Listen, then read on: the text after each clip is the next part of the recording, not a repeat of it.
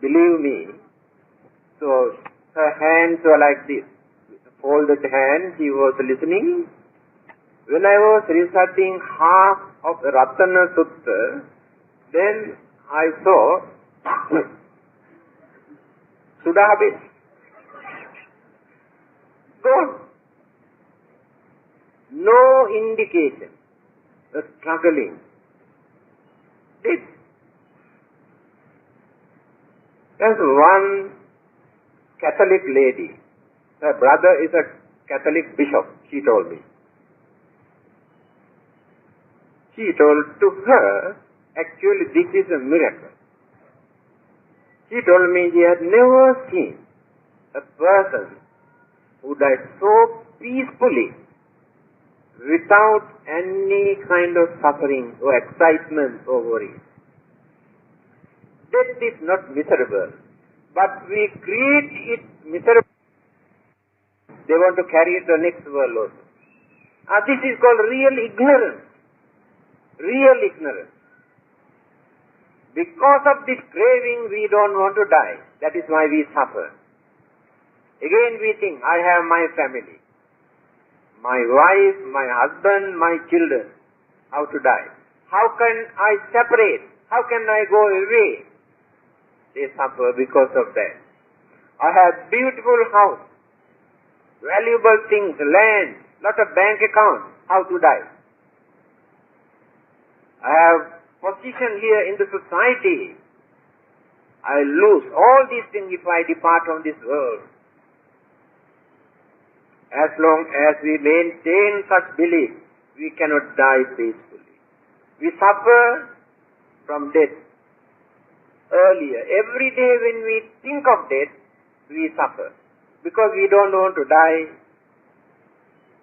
When, after the renunciation, when there are no more attachment, craving, inclination towards anything, we are not scared of it.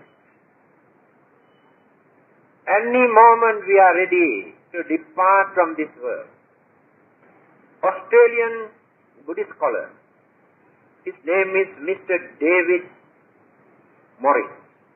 He has written Buddhist books also.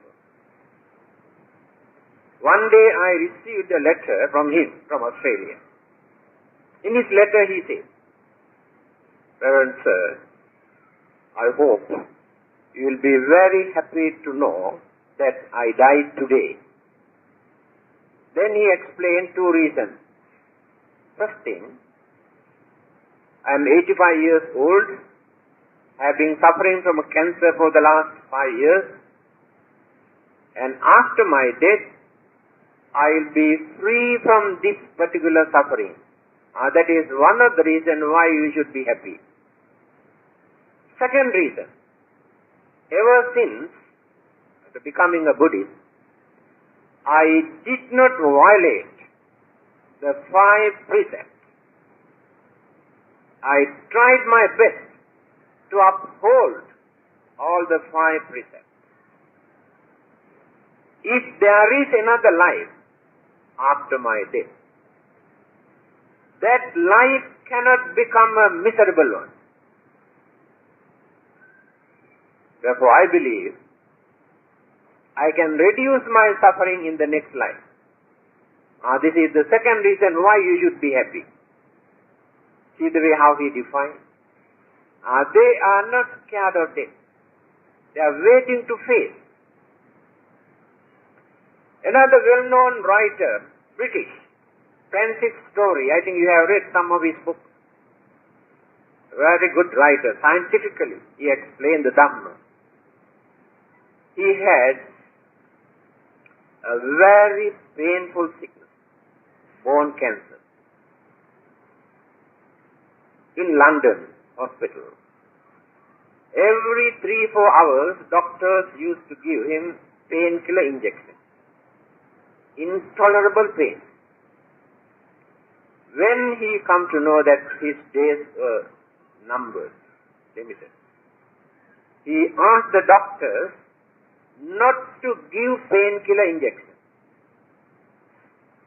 Then the doctors asked why. He says, We always talk about suffering. We write, we preach, we talk. Mostly theoretically. But when we experience the nature of real suffering, then we can understand what it is.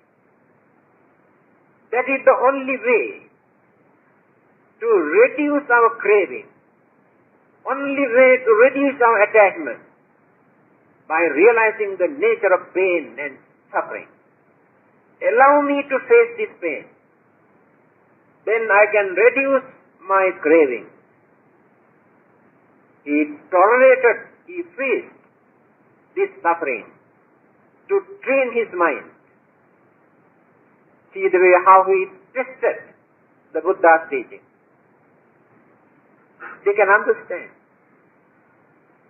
So we always talk about suffering. When suffering comes to us, we go mad. We ask why it is like why? Who is going to answer? It is natural.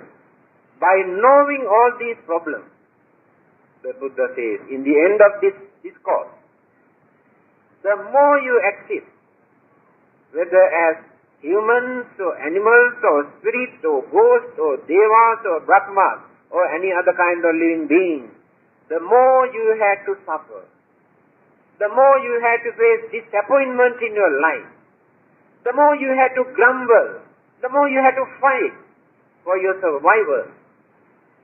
Every second throughout your life, you are fighting with your life for your survival.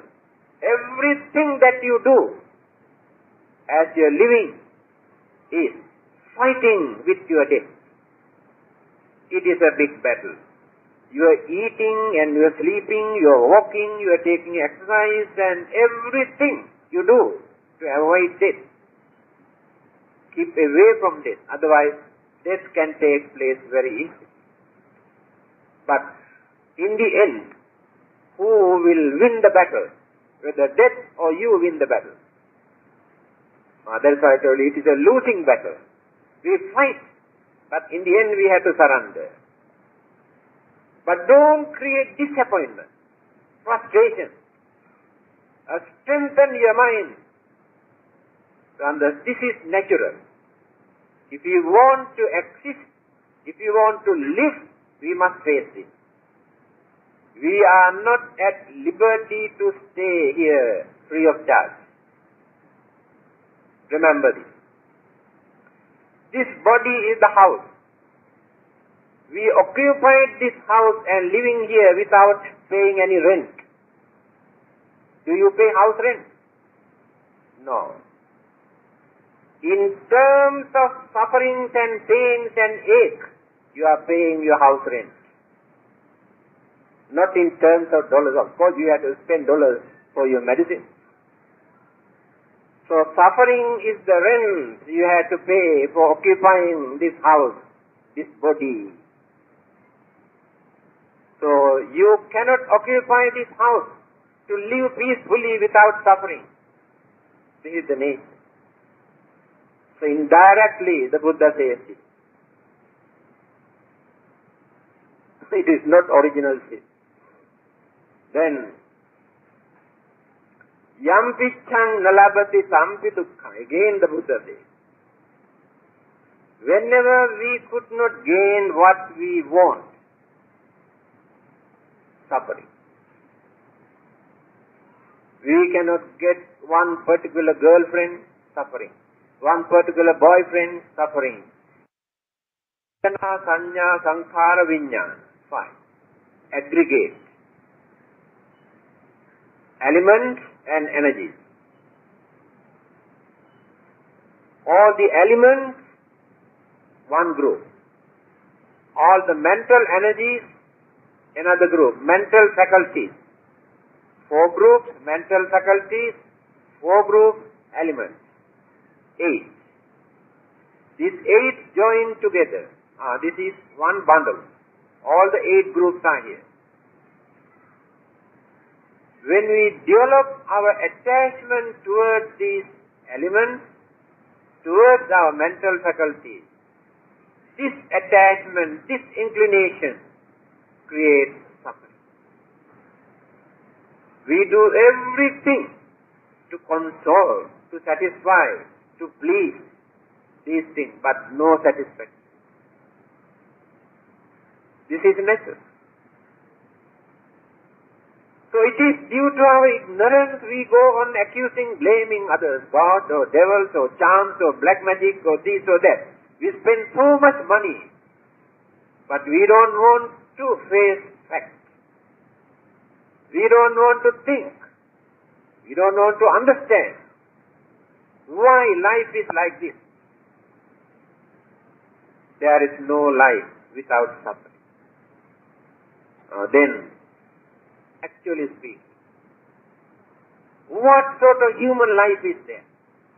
Are they human beings or animals? Sometimes animals have more cooperation and understanding to live together. But so-called humans are very unfortunate. No harmony, no unity, no love, no attachment towards each other among the same family members, suffering. Cannot see face to face, suffering.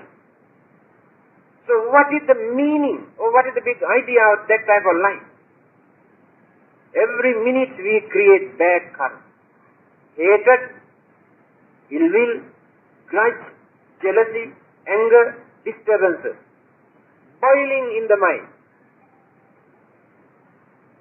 What sort of human life is that? Suffering. Then, Sankittena Panchupadanakkhandha Dukkha, in brief, he summarized. All these five aggregates join together as a bundle. Rupa, Vedana, Sanya, Sankhara, Vijnana. Five. Aggregate. Elements and energies. All the elements, one group. All the mental energies, another group. Mental faculties. Four groups, mental faculties. Four groups, elements. 8.